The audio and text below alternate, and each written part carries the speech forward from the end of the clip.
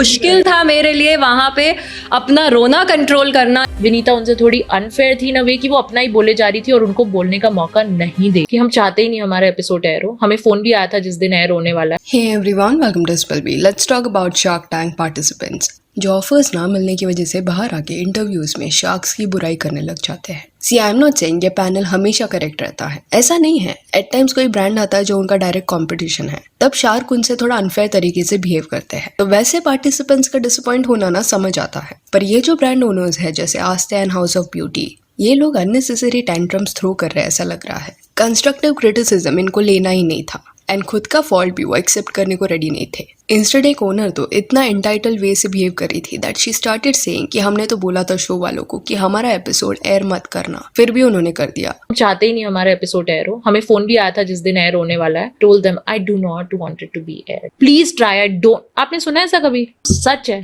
हम सच बोल रहे हैं, हमारे पास प्रूफ है ईमेल का जो हम लिख रहे हैं, जहां हम बोल रहे हैं मत एयर करो। हमने ऐसा एक्सपेक्टेशन वो रख ही कैसे सकते हैं। अभी स्क्रीन पे जो आपको पर्सन दिखाई दे रहा है, her name is Jeevika.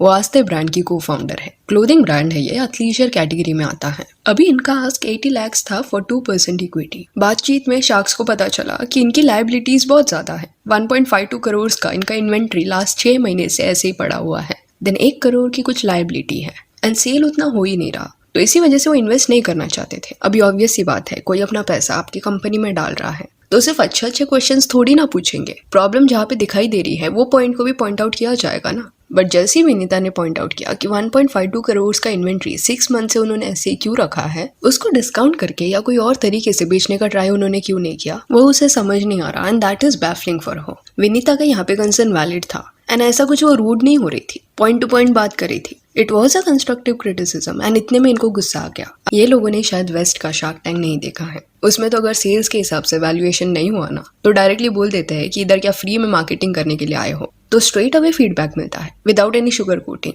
C I am not saying कि हर ब्रांड डायरेक्टली बड़ा हो जाता है या ओनर्स गलतियां नहीं करते, पर ये एपिसोड में sharks were actually nice to them and ये जस्ट एक क्रिटिसिज्म था। बट उसके लिए भी ये लोग ओपन नहीं थे, जिस वजह से शो होने के बाद वो लोग बुराई करने लगे शार्क्स की।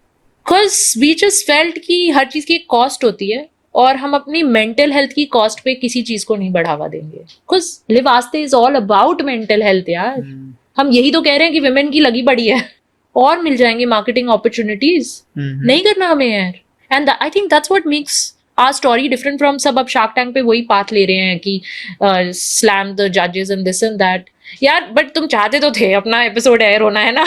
ये जो स्टेटमेंट्स वो दे रही थी कि दूसरे आके बाहर बुराई करते हैं बट उनको शो से एसोसिएट होना रहता है, बट हमारा वैसा नहीं था। Though she was saying all this, still अपने सोशल मीडिया पेज पे वो ये मेंशन करना नहीं भूले as seen on Shark Tank. तो कई लोगों ने कमेंट सेक्शन में ये पूछ भी लिया कि अगर इतना प्रॉब्लम है तो लाइन क्यों लिखा है अपने पेज पे। देन विभूति अरोरा भी ना सिमिलर चीज करने लगी जब उसको शार्क से डील नहीं मिला तब। अभी वो हाउस ऑफ ब्यूटी ब्रांड की ओनर है जिसके अंडर वो फेस योगा सिखाती है, कुछ सीरम्स भी सेल करती है एंड नो डाउट वो अपनी फील्ड में ना नॉलेजेबल है, पर कुछ ऐसे बड़े बड़े क्लेम्स उसने किए जो थोड़ा ऑड लगा। पहले उन्होंने क्लेम किया कि हर method is direct alternative to plastic surgery. सी प्लास्टिक सर्जरी के बारे में मेरा स्टांस कई बार मैंने क्लियरली रख दिया है दैट हो सके तो it should be avoided, but यहाँ पे जो क्लेम किया जा रहा है दैट डायरेक्ट अल्टरनेटिव है प्लास्टिक सर्जरी का, वो इतना पॉसिबल नहीं लग रहा। प्लास्टिक सर्जरी वाया लोग अपने नोज का शेप चेंज कर देते हैं, लिप्स को बड़ा करते हैं या कोई और प्रोसीजर करते हैं, बट फेस योगा वाया क्या ये होगा? ये एक्चुअली एक बड़ा क्लेम है। देन शी सेड कि ऑनलाइन जो वीडियोस देखने मिलता है जहाँ पे लोग फेस योगा सिखा रहे हैं, उसमें से 90% लोगों को उसने ही सर्टिफाई किया है।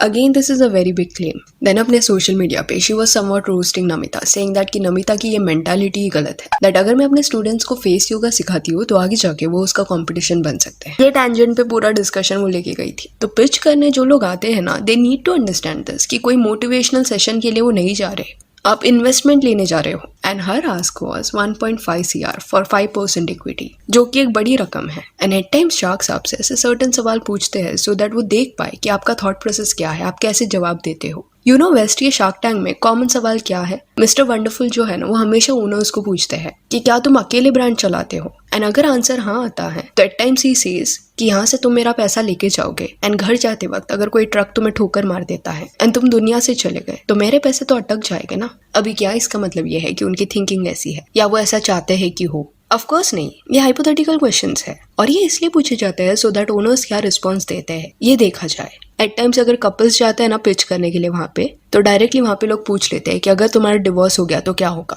अब तो ये कोई पर्सनल अटैक नहीं है, जस्ट दैट इन्वेस्टर्स देखना चाहता है कि आपका रिस्पॉन्स क्या होगा। And then Vibhuti was also upset कि विनीता काफी ज्यादा पैकेजिंग के बारे में उनके बात करी थी। मैं पूछती हूँ विनीता से एक लिपस्टिक बेचने में क्या डिफरेंशिएटर है। एंड पहले जैसे मैंने बोला कि शार्क्स भी कभी कभी अनफेयर होते हैं, ये केस में Namita was very fair, but Vinita जो है वो थोड़ा फ्रस्ट्रेट होते हुए दिखाई दी। एंड बीच में भी एक ब्रांड आया था लिपस्टिक फॉर्मेशन बूथ वाला, उस वक्त पे भी जब वो अपना लिपस्टिक दिखा रहे थे तब विनीता ने कमेंट किया था कि ये तो टीनेजर्स के लिए होगा ना, यानी कि बच्चों के लिए है ना ये सब। तभी it was very evident that because वो कंपटीशन है ना, इस वजह से थोड़ा विनीता अनकंफर्टेबल हो रही है। सेम एक ब्रांड के साथ अमन ने भी किया था, एंड अमन का अप्रोच तभी बहुत अग्रेसिव था। Clearly that was unfair. तो जब शार्क्स गलत रहते हैं तो ऑफकोर्स गलत कहने में कोई प्रॉब्लम नहीं है, पर अभी व्हाट इज हैपनिंग ना कि लोग एक्सपेक्ट करने लगे हैं कि हार्श क्वेश्चंस मत पूछो, have a neutral approach, sugar coat करो चीजों को। अश्नीर ग्रोवर अभी भी इस पैनल में होते तो क्या ही हो जाता। सीजन 1 के कंपैरिजन में बहुत स्वीट है ये लोग अभी। इवन विभूति ने भी अपने एक स्टेटमेंट में ना कई सारी चीजें बोली थी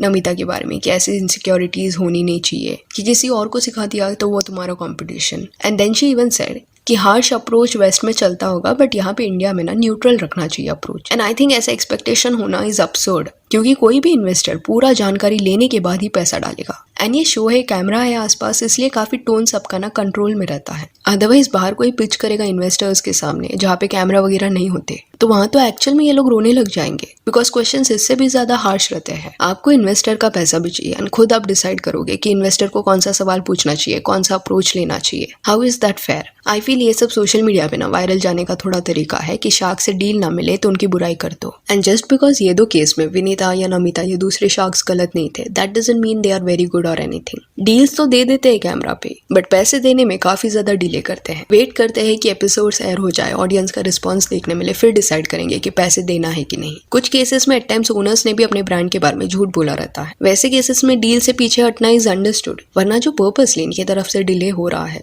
एंड जस्ट शो पे ऑडियंस को दिखाने के लिए डील्स दिए जा रहे हैं ना, किसी I am supporting this brand और कॉज, वो बहुत प्रिटेंशियस लगता है, वो रियल नहीं लगता। जबरदस्ती नहीं है, अगर आपको कोई कॉज के साथ नहीं जुड़ना मत डालो पैसे। एंड एज ऑडियंस को भी ना थोड़ा लोगों को इमोशनल एंगल रखना छोड़ देना चाहिए कि क्यों इसने डील नहीं दिया, इस ब्रांड को तो देना चाहिए था। It doesn't work like that. बोलने में ईजी लगता है, बट इतना बड़ा बड़ा अमाउंट जब डालते हैं तब प्रैक्टिकली सोचना कुछ गलत नहीं है। सो yeah, that's it for this video. Do let me know कि ये जो हो रहा है सोशल मीडिया पे टैंट्रम्स थ्रो किए जा रहे हैं, इस पे आपका क्या कहना है। And if you want you can follow us on Instagram, जिसका लिंक आपको डिस्क्रिप्शन में मिल जाएगा। और ये वीडियो अच्छी लगी हो तो लाइक एंड शेयर करें, और ऐसे और अपडेट्स के लिए चैनल को प्लीज सब्सक्राइब करें।